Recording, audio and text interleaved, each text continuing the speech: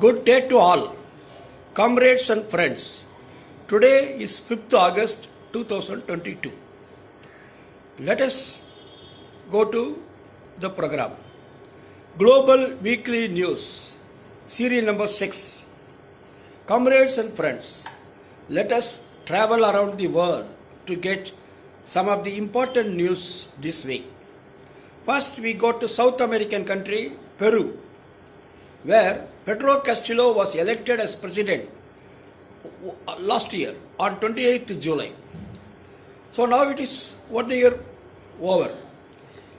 Pedro Castillo is the leader of Liberation Party. Castillo met many testing times during the past 1 year of presidency. Fujimori, the defeated far-right candidate, did not accept her defeat, and she challenged the verdict through legal means. Peru faced many political crises during the past 1 year. Pedro Castillo has to shuffle his cabinet many times due to pressure from the rightist forces. Even last week there was an impeachment motion against Pedro Castillo. Foreign minister was the first to quit the cabinet. Cabinet was changed 4 times. The votes necessary for the presidential vacancy was now 87 votes. That is, if opposition gets 87 votes, president has to vacate his post. But the far-right opposition placed an amendment to change 87 to 78 votes. Because Castillo took the decision against his own party's decision, he has to resign from his Liberal Party, but he continues to be the president of Peru. Pedro Castillo, at the time of last year's election, promised that National Constituent Assembly will be set up to pass new constitution and there will be equitable distribution of natural resources. But after coming to power, Castillo could not break the pressure of the rich elite people and multinational companies. To break the influence of the outrageous oligarchy, Castillo has to put in lot of efforts. Though the leftists and progressive persons get elected in the Latin American countries of late, it is not that easy to implement alternate pro-people policies. Comrades and friends, let us go to Egypt, an African country. An icon means a hero, an icon of the 2011 revolution, Alaa Abdel Fattah, the activist, is serving a 5-year sentence for a so-called broadcasting false news undermining national security. This is a fabricated allegation. Alaa Abdel is on hunger strike from 2nd April onwards. That is more than 120 days are over. He is demanding his release. He is kept in solitary confinement without even the basic facilities like books, bed, watch, etc. His lawyers say that last September, Alaa Abdel was mentally upset and was even thinking of committing suicide. During the first 2 months of hunger strike, Alaa Abdel was taking just water. Then he started taking food of 100 calories daily to prolong his struggle. Actually, a man or a woman require 2,700 calories giving food daily. Alaa Abdel became a British citizen in April. His family members say that British government did not take any action for his release. British Foreign Secretary Liz Truss was giving priority for her bid to become the leader of the Conservative Party. She did not take any steps for release of Alaa Abdel. Alaa Abdel was in jail for 8 years in the past decade. He was imprisoned for the first time in 2013 at the time of military coup. He was jailed again in 2015. He was released in 2019 with some conditions. But within a few months, he was arrested on the allegation of misusing the social media. There was no contact of Allah Abdul with his family for the past 10 days. His mother is also a militant activist. She tried to meet her son in the prison on 24th July. The jail authority said that her son refused to see her. She was trying up to 27th July but could not meet her son. There are thousands of prisoners in Egyptian jails like Allah Abdel. Let us hope there will be some change and all the prisoners get released sooner or later. The third country where we go is Sri Lanka, south of India.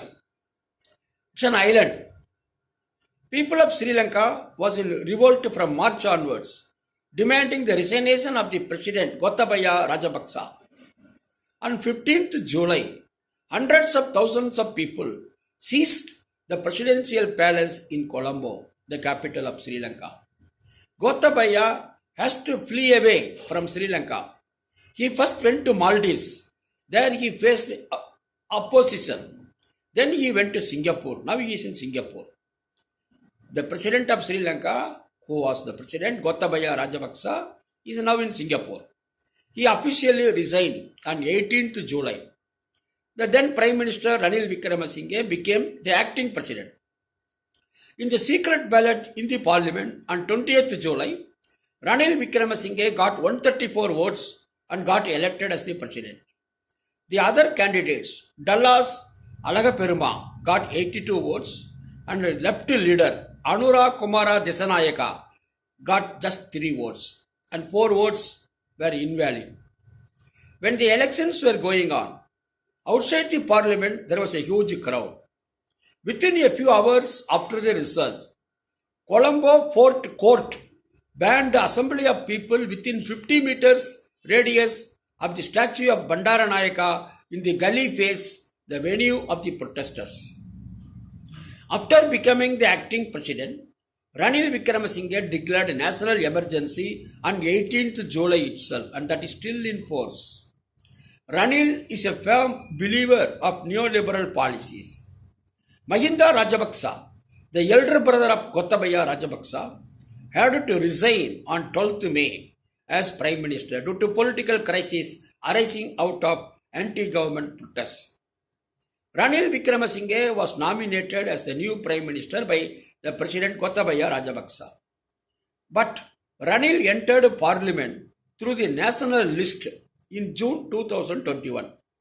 That is, by means of proportional representation of his party, he entered the Parliament. Otherwise, his party, United National Party, got totally defeated in 2020 parliamentary elections.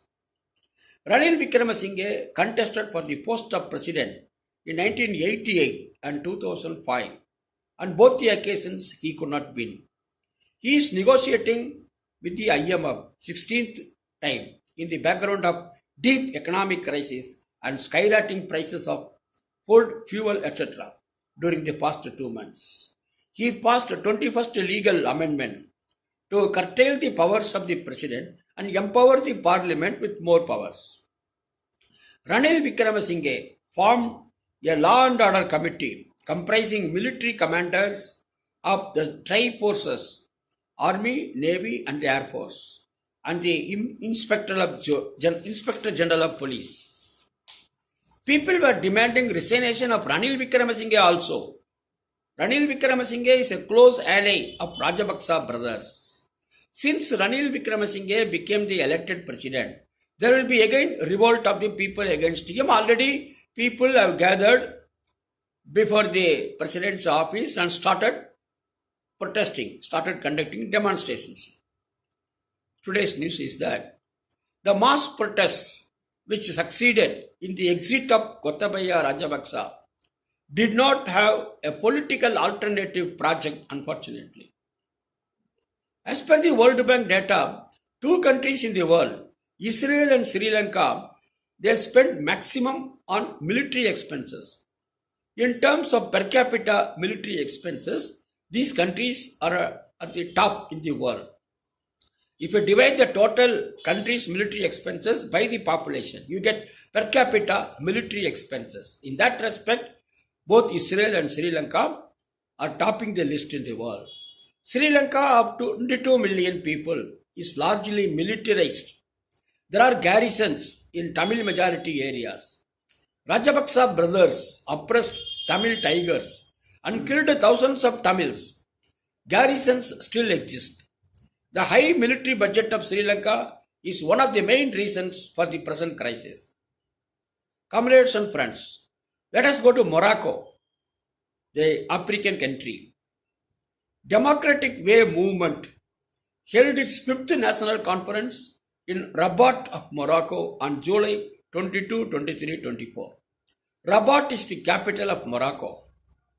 81 comrades were elected to the Central Committee and 21 were elected for the Politburo. Comrade Jamal Peraja became the new General Secretary. The Workers' Democratic Way Party, a new party that was founded in this 5th National Conference. The party with Marxism-Leninism as the basis was formed. The party will build up working class unity and the regional unity against exploiting, regressing and imperialist forces. The party will be independent party of the working class, fighting for national liberation, democracy and socialism. Democratic Way movement wanted to conduct the conference in a public institution like a university but denied permission. Bar Association of Morocco gave the place for conducting the conference. The new party will protect right to form a trade union and right to strike, etc. The party will oppose anti-labor reactionary laws.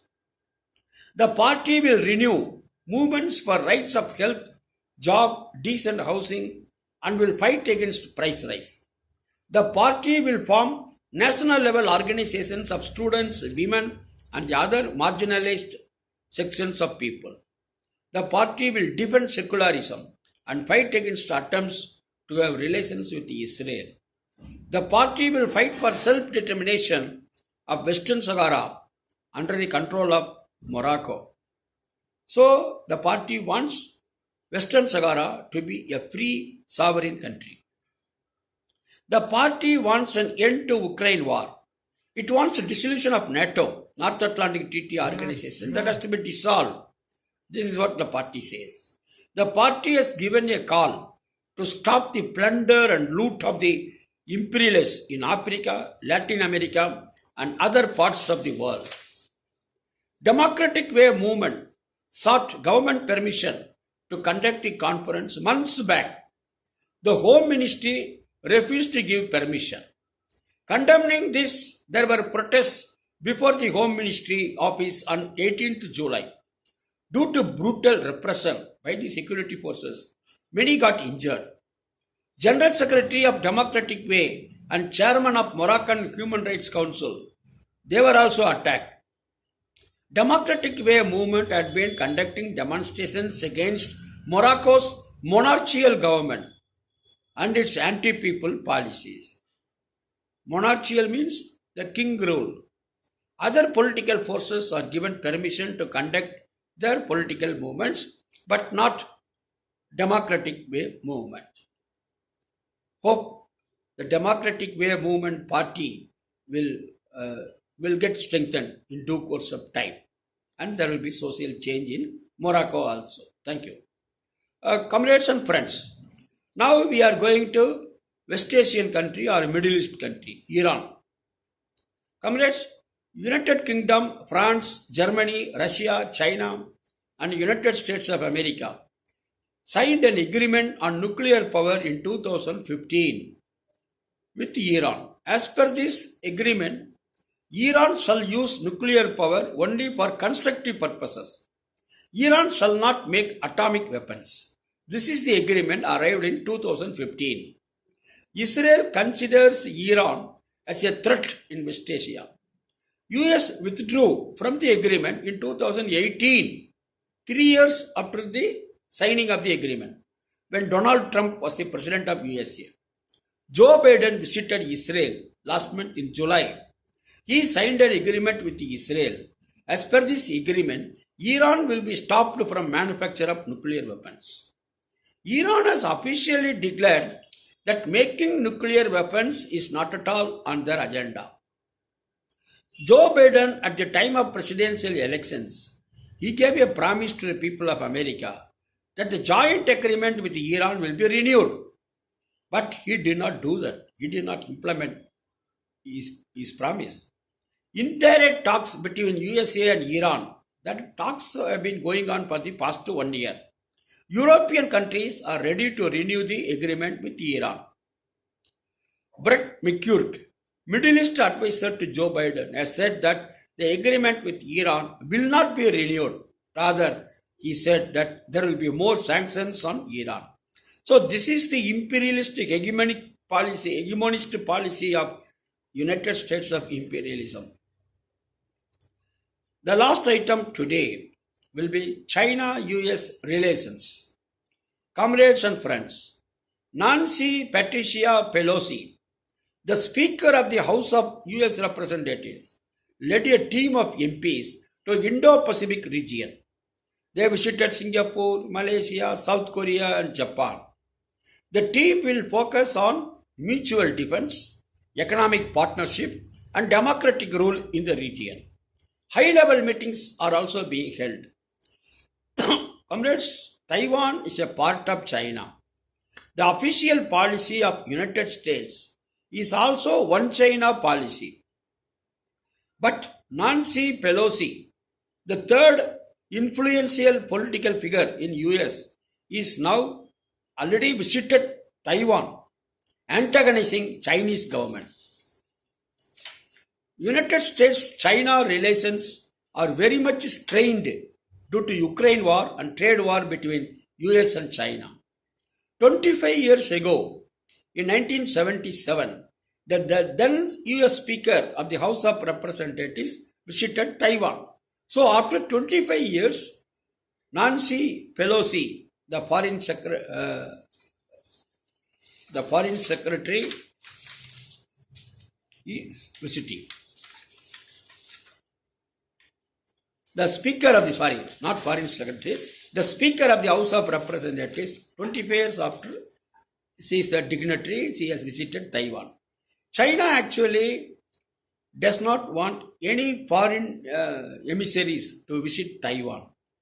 But antagonizing China, antagonizing the People's Republic of China, the US Speaker, Nancy Pelosi, has visited Taiwan.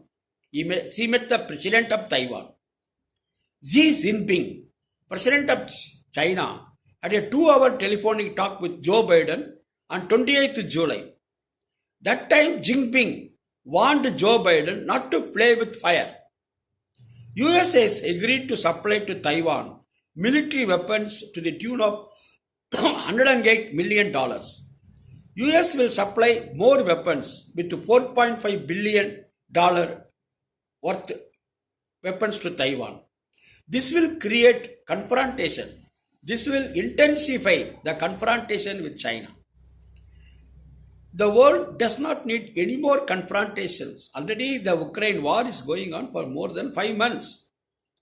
US military headquarters, Pentagon and Joe Biden warned Nancy not to visit Taiwan. Still, Nancy has visited Taiwan. In 1991 also, the same speaker of, now the speaker, the then lady Nancy Pelosi, visited Beijing in 1991 along with a group of MPs. They held a banner in Tiananmen Square. The banner said, Defend Democracy. This action was condemned by China at that time. Now, comrades and friends, Russia-Ukraine war is continuing for more than 5 months. Now, if a new hostile situation is created by visit of Nancy to Taiwan, peace in the Asia-Pacific region will be very much affected. Already news are there that China has taken many steps to counter Nancy's visit. Taiwan's airspace is occupied by Chinese planes. In the sea, Chinese military ships or naval ships are there already surrounding Taiwan. Let us hope this US-American relations do not get further deteriorated, and there should be improvement in relations. The whole world shall concentrate on the basic issues. The people are changing everywhere, like price rise, unemployment, climate change, the attempts of the divisive forces to divide the people. People have to be alert in defending people's unity, country's unity, regional unity. Let us hope for the better. We see you next week, comrades. Thank you.